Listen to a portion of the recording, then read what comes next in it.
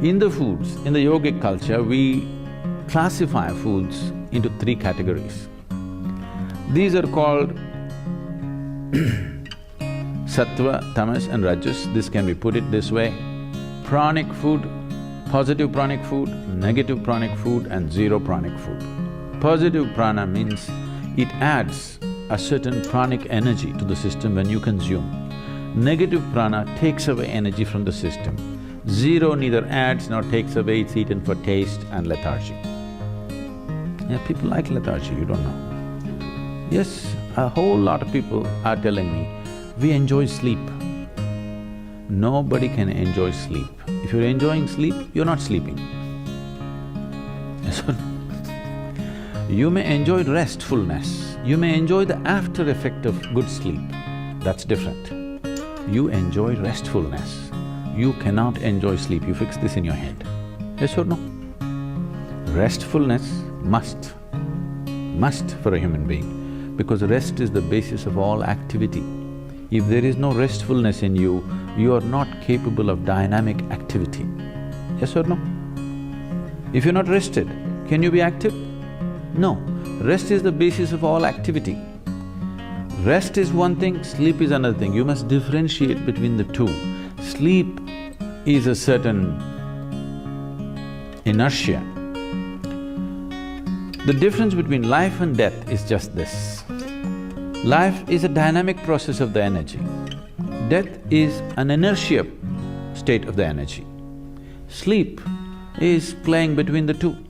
The more you practice that, unknowingly you're inviting death. If you slept for 8 hours a day, you're inviting death 20 years earlier or 30 years earlier than what it should have come. Yes or no? So, if you eat positive pranic food, energy will reverberate in a dynamic way. If you eat negative pranic food, it takes away energy and causes certain deviations in energy. If you eat zero pranic, it brings lethargy and maybe you can eat it for taste to some extent. But look at this classification, what are the foods which fall under this? There's no need to look at the positive because a whole lot of them are positive, I can't produce the list. We look at the negative pranic list, it's a much shorter list, but unfortunately, it may be a list of all your favorite things too. And top of the negative pranic list is garlic.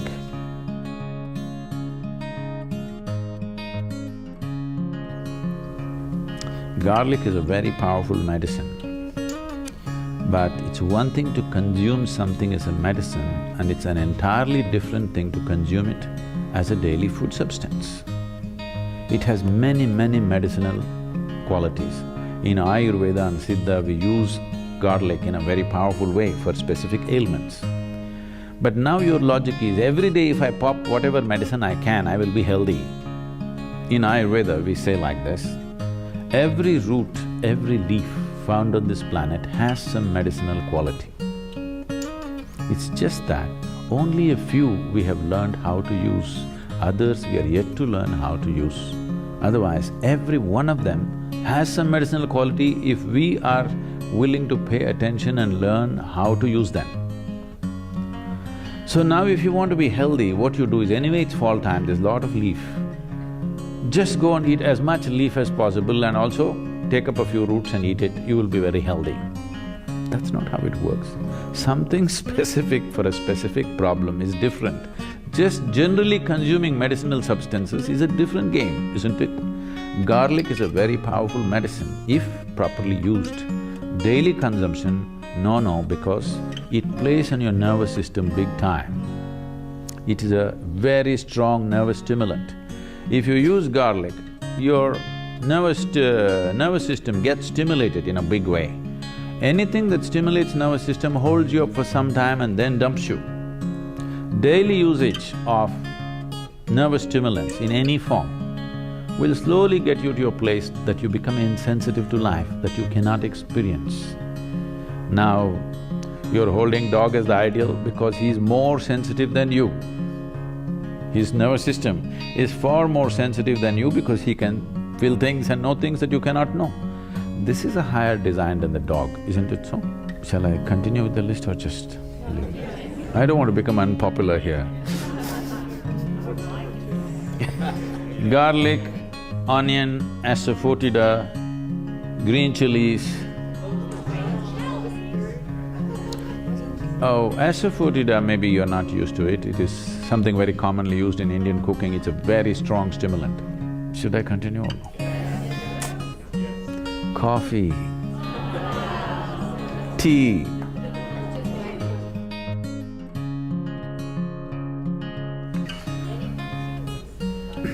No, tea means… the caffeine tea is the tea. Other things are just placebos, okay? They're not tea. You can boil any flower, any leaf, any root and call it tea. That's not tea. Tea means the tea leaf, which is caffeine. All these are nervous stimulants. Once in a way if you drink, they have some benefits. But if it becomes a daily thing, slowly it dulls your nervous system. Your ability to experience life is gone. We are looking at this dimension of the food mainly in terms of your sensitivity to life. Largely people are ego-sensitive, they are not life-sensitive, they can't feel life. For them, only their thought and emotion is life because they can't feel life. If you walk out into the forest, you can't feel the tree, that's why you call it a wood.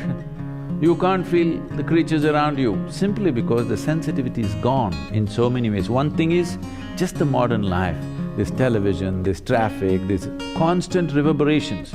One thing I find when I come here is, one thing that makes me get out of buildings in this country is, always something is buzzing, you know, boom, something is going. It has a very bad effect on the human system. See, we are also a kind of reverberation. There must be space to allow our reverberations to grow and spread. Now these machines have such powerful reverberation, constantly boom, something is going on. And on top of it, what we cannot hear, all these Wi-Fis and stuff, they are doing their own thing. Yes?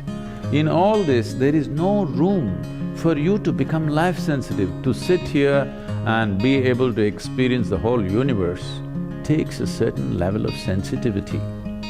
I'm talking about nervous stimulants in that context. You are lowering the possibility of experiencing life. See, for example, if you just touch this, not everybody will feel just a touch the same way. Do you know this? It depends on how sensitive your system is. If you feel this, you can know many things if you're willing.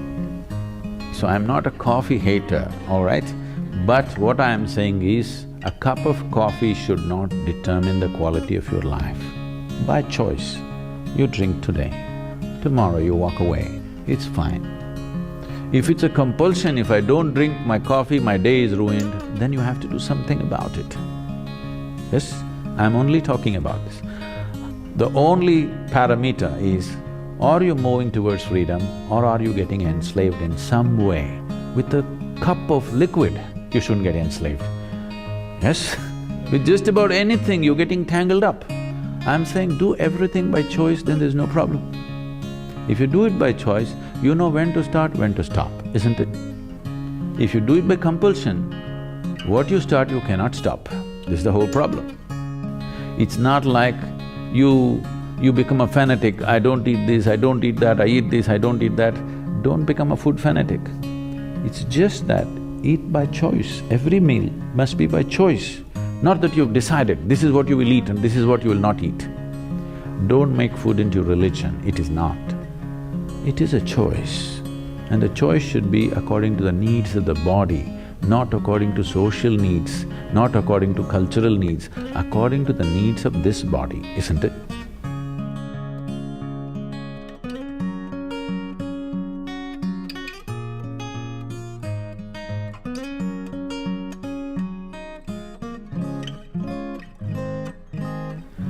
So, among the positive pranic foods, there are a few foods which are very, very positive.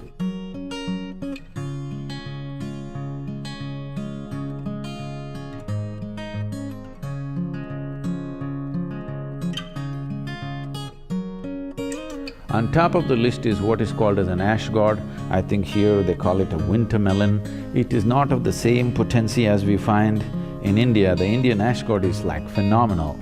Ash god is very positive, black pepper is very positive. Honey is one substance on the planet whose chemical composition is very close to that of human blood. Daily consumption of honey can do wonderful things to you. And honey is an extremely good thing to eat, especially if you have children at home. Make honey culture part of your thing. Psychological stability, physical well-being, vitality, all these things can be greatly enhanced simply consuming daily honey. If you have excess fat in your body, if you drink honey with warm water, it breaks down the fat in the system.